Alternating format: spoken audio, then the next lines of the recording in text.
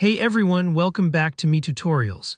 If you've ever wished Power BI's matrix visual felt a bit more like an Excel pivot table, I have some great news for you. In today's video, I'm going to walk you through the brand new pivot table layouts for the matrix visual in Power BI Desktop, just released in the May 2024 update.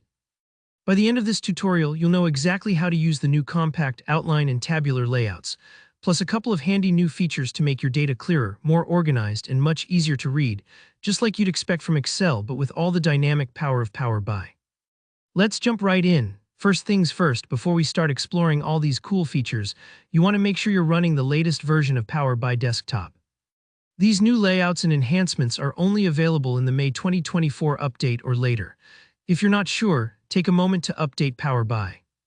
It only takes a few clicks, and having the newest version means you won't miss out on any new functionality. Think of it as giving your toolkit a fresh upgrade. Now, once you're up to date, open your report and add a matrix visual to your page. The matrix visual is at the heart of these improvements. If you're used to using an Excel pivot table, this is the Power BI equivalent.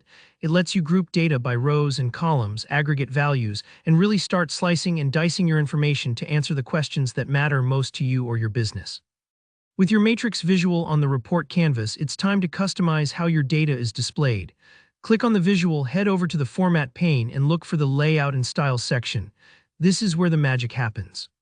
Here you'll see the new options for layout: compact, outline, and tabular. Let's break those down. Compact layout is the default, and you'll notice it keeps things nice and concise, just like how Excel does it when you first create a pivot table. It's great for keeping related information close together and makes your report feel less cluttered, especially when you have lots of hierarchical data.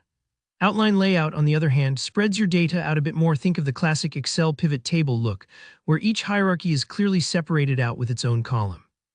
It's a fantastic choice if you want every level of your data to stand out on its own. Then there's tabular layout. This one's a mix between a table and a matrix, giving you even more flexibility if you prefer your data fully laid out, almost as if you're working in a spreadsheet. But let's not stop there. One of the standout additions in this update is enhanced readability. You can now repeat row headers, which means you don't lose track of where you are when you scroll side to side or look deeper into your hierarchy. This is a game changer, especially if you're working with data that's several layers deep, like region, subregion, and store, for example. Having those row headers repeat gives your audience instant context, no matter where they're looking. Another improvement is the option to insert blank rows between major data segments. This might sound simple, but it really helps your report breathe. By adding space between categories or groupings, you create clear visual boundaries, making it much easier for your viewers to follow along and zero in on the insights they care about. Just imagine flipping through a dense spreadsheet without any space. It can get overwhelming fast. With blank rows, your data presentation feels intentional and approachable. To apply these enhancements, just stay in the Format pane and look for the settings labeled Repeat Row Headers and Blank Rows.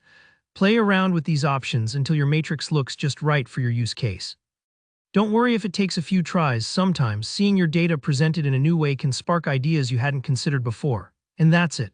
With just a few tweaks, you've transformed your standard matrix visual into a dynamic, Excel-like pivot table, ready for in-depth analysis and crystal-clear presentations. If you found this tutorial helpful, give it a thumbs up, and let me know in the comments if you have any questions or want to see more Power BI tips. Don't forget to subscribe for more step-by-step guides just like this. Thanks for watching Me Tutorials, and I'll see you in the next video.